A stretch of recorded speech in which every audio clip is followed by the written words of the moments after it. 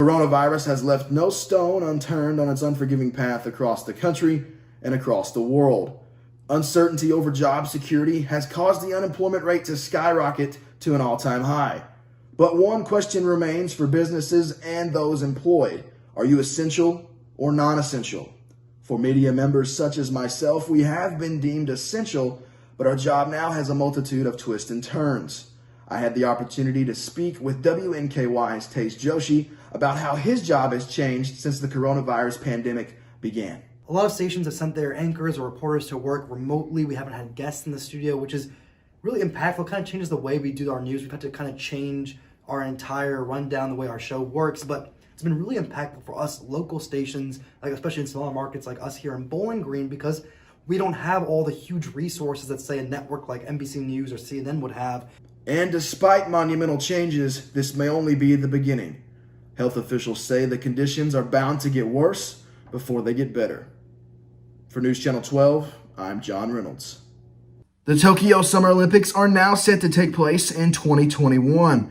The games are slated for the same time as originally planned, from July 23rd to August 8th, but now in 2021. Organizers discussed moving the games to the spring, however, it clashed with the upcoming European soccer and North American sporting events. The Paralympics have been postponed as well, getting pushed back to August 24th of 2021, and this is the first time since World War II that the Summer Olympics have been postponed. Businesses around the world are suffering financially and operationally due to COVID-19. Now, all of those businesses aren't worried about losing total funding, but on the other side of that spectrum, you have nonprofit organizations. Nonprofits that are being funded by those businesses that are losing money now have their own trepidations about partnerships and financial backing ceasing to exist. One local nonprofit in Bowling Green is Christian Family Radio. Christian Family Radio is a faith-based radio station located in Bowling Green, but broadcasts to the Owensboro and Glasgow areas as well. I had the opportunity to speak with CFR's Executive Director, Bridget Gross-Warner, about how funding is crucial to CFR's operations.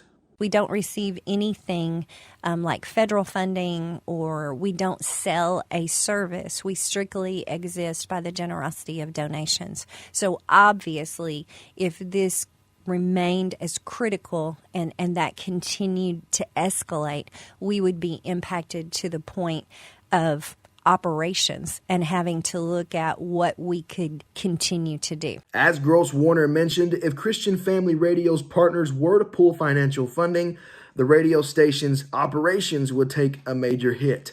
That would also leave employees and on-air personalities wondering what's next. For News Channel 12, I'm John Reynolds. Food security isn't just for school kids. According to the Kentucky Department of Agriculture, nearly 1 in 6 Kentuckians are food insecure. Feeding America is known worldwide for feeding those less fortunate in any time of need. Now, with COVID-19 creating economic instability, their job is as important as ever. This week, I spoke with Executive Director of Kentucky's Heartland, Jamie Sizemore. She says Feeding America is prepared for the long haul. We're going to be continuing to serve. We're ramping up right now. We started about 2 weeks ago, and we're prepared to serve for the next 2 months or longer, however long it takes for us to get there. If you'd like to help Feeding America, Kentucky's Heartland, you can donate at feedingamericaky.com.